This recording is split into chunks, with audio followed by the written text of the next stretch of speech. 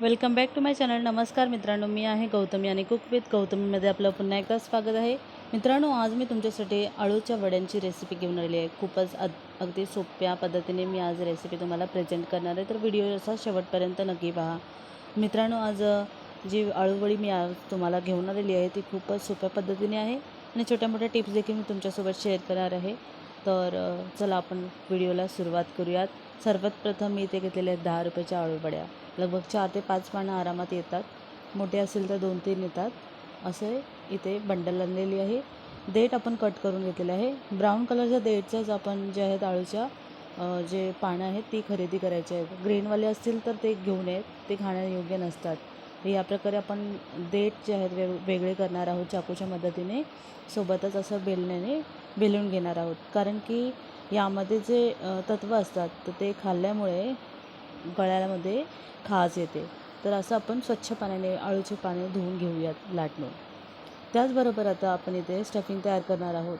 लगभग मी 4 ते 5 जे आहेत चम्मच मोठे इथे बेसनाचं पीठ घेतलेलं आहे. सोबतच चवीनुसार हळद, मीठ, त्याचबरोबर लाल तिखट घेतलेलं आहे. गरम मसाला घेतलेला आहे, आगरी कोळी मसाला. त्याचबरोबर घेतलेला आहे धने पावडर.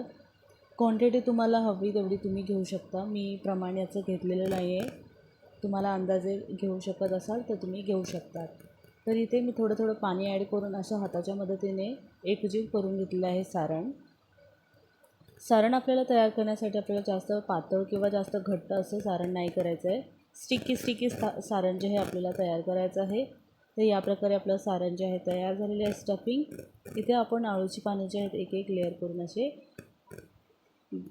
ठेवून घेणार आहोत आणि त्यानंतर आपण हाताच्या मदतीने अशी स्प्रेड करून घेणार आहोत. जर चम्मचच्या मदतीने होत असेल तर तुम्ही त्या देखील ट्रिक वापरू शकतात. तर मित्रांनो, इथे उशीर होत होता, इव्हनिंग टाईम होता आणि आळूची पानं होती, म्हणून मी फटाफट हे केलेलं आहे. तसंच तुम्ही पाहू शकता माझ्या रेसिपीज. तर मित्रांनो, मी जास्त आपल्या हाताचाच वापर करत असते इक्विपमेंटपेक्षा, कारण की हातामध्ये जास्त जे आहे चव असते. जे आपण हाताने बनवतो त्यामध्ये जे आहेत पदार्थ खूप चविष्ट बनतात. तर या प्रकारे जे आहेत एक एक लेअर जे आहे उलटी सुलटी अशी पानं ठेवून मी इथे सगळं सारण जे आहे स्प्रेड करून घेतलेलं आहे, तुम्ही पाहू शकता. तर एक पान उलट आणि एक पान सुलट अशा पद्धतीने मी इथे पाठच्या साईडने सारण व्यवस्थित स्प्रेड करून घेतलेलं आहे. आता आपल्याला काय करायचं आहे, दोन्ही बाजू ज्या आहेत फोल्ड करून घ्यायच्या आहेत. मित्रांनो, जर तुम्हाला माझी रेसिपीज आवडत असेल तर माझ्या चॅनलला व्हिजिट करा, सबस्क्राईब करा, बेल आयकॉनवर प्रेस करा.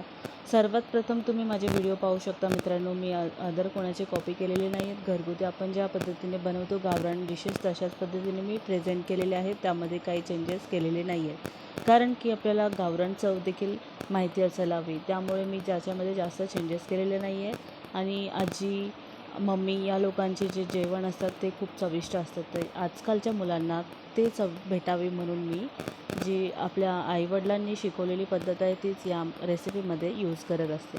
या प्रकारे फोल्ड करून रोल बनवलेला आहे आणि आपल्याला लगभग 15 ते 20 मिनटं स्टीम करून घ्यायचं आहे. स्प्रिंकल केलेलं आहे वरतून मी तीळ नसतील तर तुम्ही काही हरकत नाही. आणि शिजवल्यानंतर आपल्याला थोडंसं थंड करून घ्यायचं आहे, नाहीतर वड्या व्यवस्थित कट होणार नाहीत.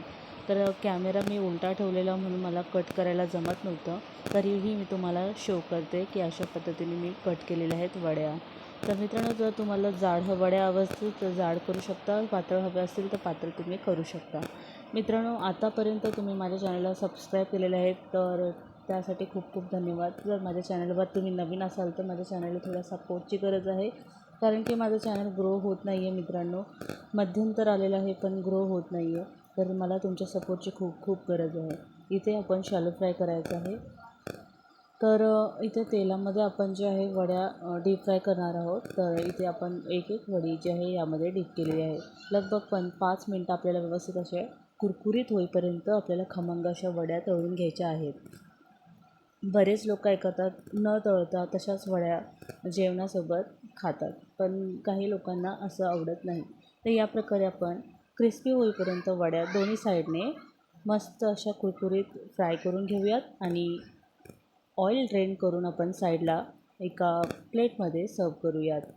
अगदी कमी वेळात आणि झटपट बनवून होणारी ही रेसिपी आहे. खासकर की असं म्हणतात की अळूच्या पानांची वडी किंवा अळूच्या पानांच्या वड्यांची भाजी विदर्भ साईडला खूप प्रमाणात खाल्ली जाते. तर ही पूर्ण फॅमिलीने एकत्र खाल्लेलं खूपच चांगलं मानलं जातं. या प्रकारे आपल्या अळूच्या पानांच्या वड्या तयार झालेल्या आहेत.